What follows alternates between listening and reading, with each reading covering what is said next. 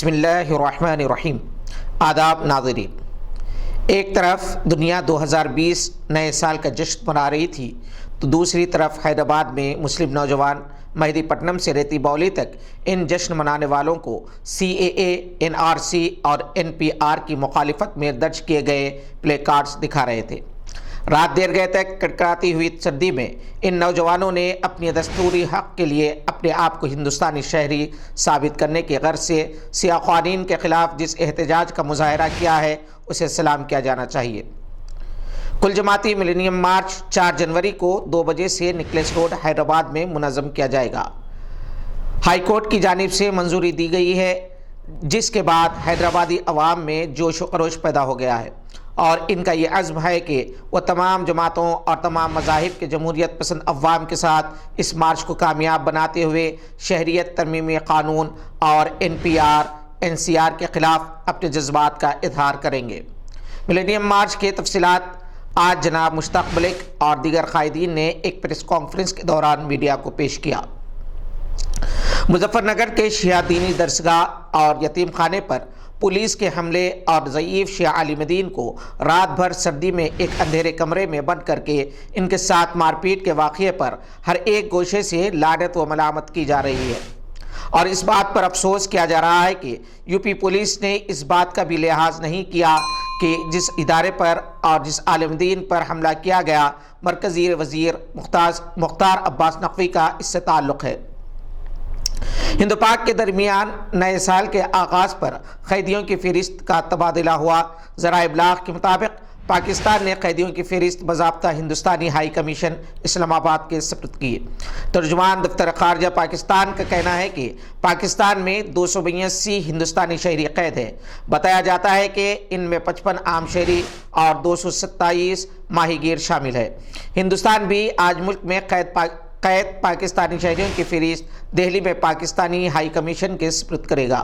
بتایا جاتا ہے کہ یہ اقدام 21 مئی 2008 عیسوی کے دو طرفہ قونصل رسائی معاہدے کے تحت کیا جاتا ہے۔ معاہدے کے تحت دونوں ممالک 1 جنوری اور 1 جولائی کو فہرستوں کا تبادلہ عمل میں لاتے ہیں۔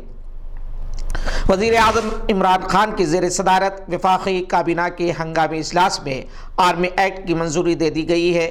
ذرائع ابلاغ کے مطابق وفاقی کابینہ نے سپریم کورٹ کے احکامات کی روشنی میں آرمی ایکٹ میں ترمیم کی منظوری دی ہے، جس میں فوجی سربراہ کی مدت ملازمت اور توسیع کا طریقہ کار وضع کیا گیا ہے۔ واضح رہے کہ سپریم کورٹ نے 28 نومبر 2019 کو فوجی سربراہ پاکستان کی مدت ملازمت میں 6 ماہ کی مشروط توسیع کرتے ہوئے پارلیمنٹ کو اس حوالے سے نئے قانون سازی کرنے کا حکم دیا تھا۔ پاکستانی وزیر اعظم عمران خان کے دور اقتدار میں معیشت مستحکم بتائی جا رہی ہے۔ روزنامہ پاکستان آن لائن کے مطابق وزیر اعظم عمران خان کے معاون خصوصی فردوس عاشق اعوان نے کہا ہے کہ وزیر اعظم کے جرأت مندانہ فیصلوں کے نتیجے میں معیشت درست سمت پر آ گئی ہے اور فیصلوں کے ثمرات آنے والے ماہ و سال میں عوام تک پہنچیں گے۔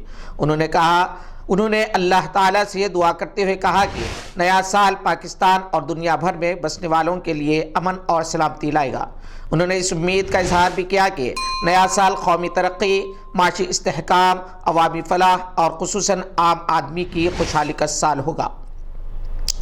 ابوظہبی کے ولی عہد اور متحدہ عرب امارات کے مسلح افواج کے ڈپٹی سپریم کمانڈر شیخ محمد بن زید ال نہیان 2 جنوری کو پاکستان کے ایک روزہ دورے پر پہنچ رہے ہیں۔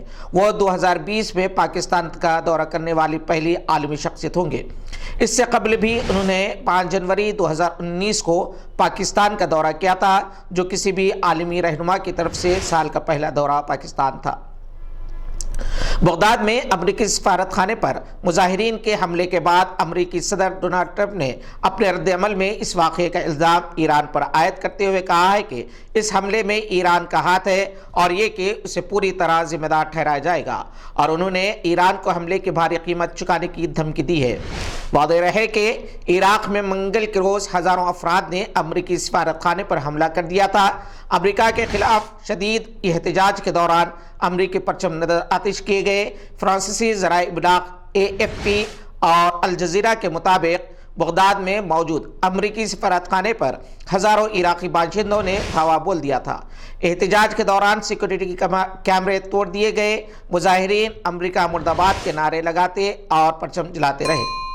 بتایا جاتا ہے کہ مظاہرین جمعہ کو امریکی بمباری میں ہلاک ہونے والے 2 درجن سے زائد پیراملٹری فائٹرز کی ہلاکتوں پر برہم تھے اور مطالبہ کر رہے تھے کہ عراق میں موجودہ امریکی سفارت خانہ بند کیا جائے۔ سعودی کابینہ نے عراق میں امریکی افواج پر ایرانی حملے کی مذمت کی ہے۔ منگل کے روز ریاض کے قصر یمامہ میں خادم الحرمین شریفین شاہ سلمان بن عبدالعزیز کی صدارت میں منعقد ہوا۔ کابینہ نے دہشت گرد تنظیم داعش سے نمٹنے کے لیے عالمی اتحاد کے دائرے میں عراق میں موجود امریکی افواج پر ایرانی ملیشیاؤں کے حملے کی مذمت کی ہے اور وعدہ کیا ہے کہ ایرانی ملیشیاؤں کے یہ دہشت گردانہ حملے عراق کی خود مختاری کے منافی ہے۔ ان سے عراق کے امن و استحکام کو نقصان پہنچ رہا ہے اور یہ انسداد دہشت گردی مشن پر براہ راست اثر انداز ہو رہے ہیں۔ انسداد پولیو سے مطابق بتایا جاتا ہے کہ 2016 کے بعد نائجیریا سے کوئی پولیو کیس رپورٹ نہ ہونے کے بعد عالمی ادارہ صحت افریقی خطے کو 2020 میں پولیو وائرس سے پاک قرار دیے جانے پر غور کر رہا ہے۔